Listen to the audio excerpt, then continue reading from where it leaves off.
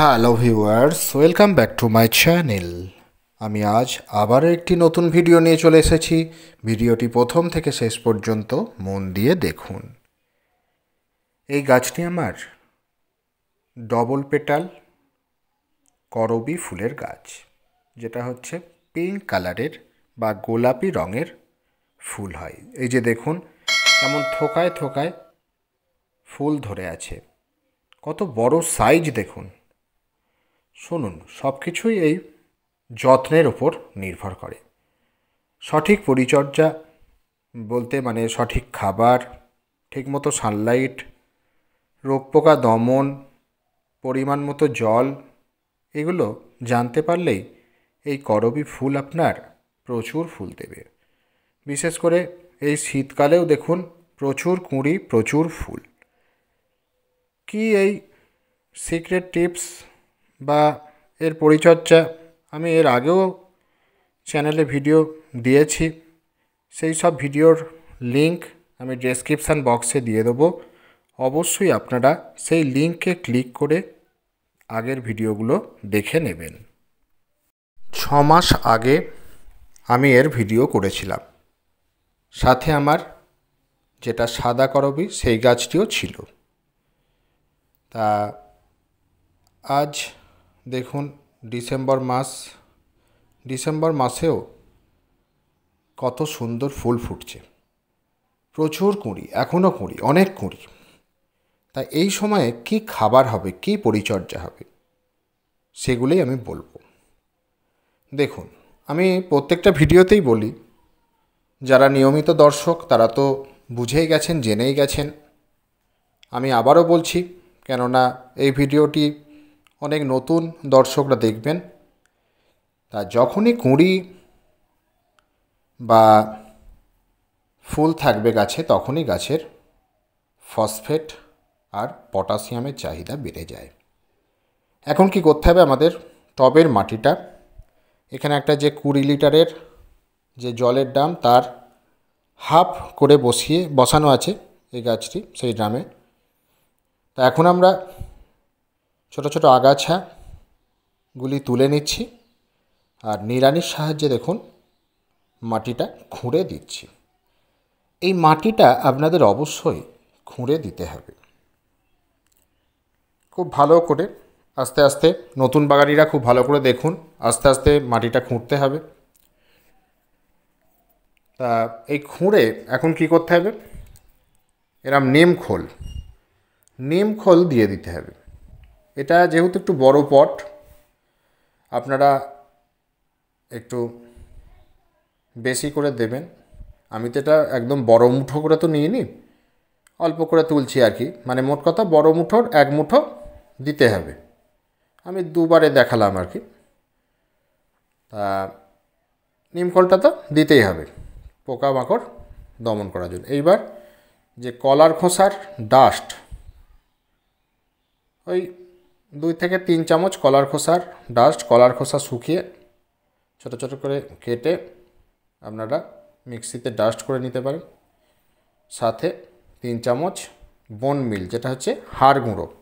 তাহলে 3 চামচ কলার খোসার ডাস্ট, 3 চামচ হাড় গুঁড়ো, সাথে হচ্ছে সর্ষের গুঁড়ো খোলও আমরা নিয়ে নিচ্ছি 3 চামচ। মনে থাকবে, এইটা যেটা দেয়া হচ্ছে সেটা 3টে উপাদান পুরোটাই জৈব।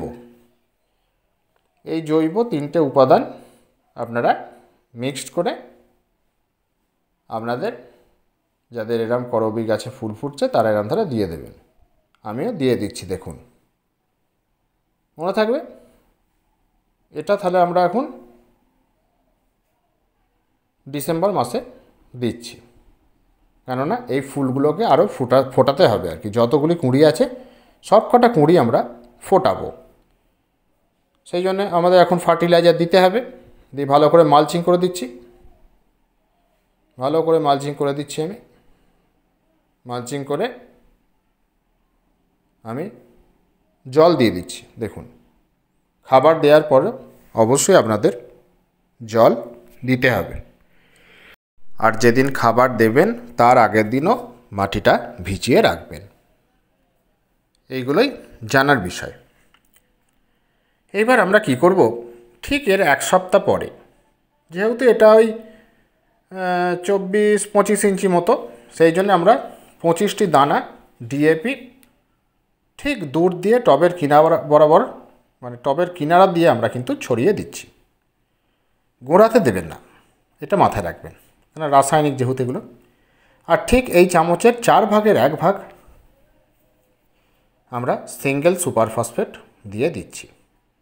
রাসায়নিক তো সেই জন্য সবসময় পরিমাণে কম দেবেন, জৈবতে একটু বেশি হলে অসুবিধা নেই। আর ঠিক 3 ভাগের 1 ভাগ এনপিকে 10-26-26 এই চামচের আমরা ঠিক টবের কিনারা বরাবর দিয়ে দিলাম। এই যে 3টি সার দিলাম, এই 3টি কিন্তু রাসায়নিক সার। এগুলো দেওয়ার উদ্দেশ্য হচ্ছে কি, কুঁড়িগুলো খুব ভালো ফুটবে, ফুলের সাইজ বিশাল হবে, ভালো কালার হবে, এইগুলো সেই জন্যে আমরা রাসায়নিক দিলাম। যারা রাসায়নিক দেবেন না অসুবিধা নেই, তারা জৈবভাবে ওই খাবারটি দিয়ে দেবেন। তা এই শীতকালীন এখন এই পরিচর্যা থাকবে, অতিরিক্ত শীতেও আমরা খাবার আর দেব না।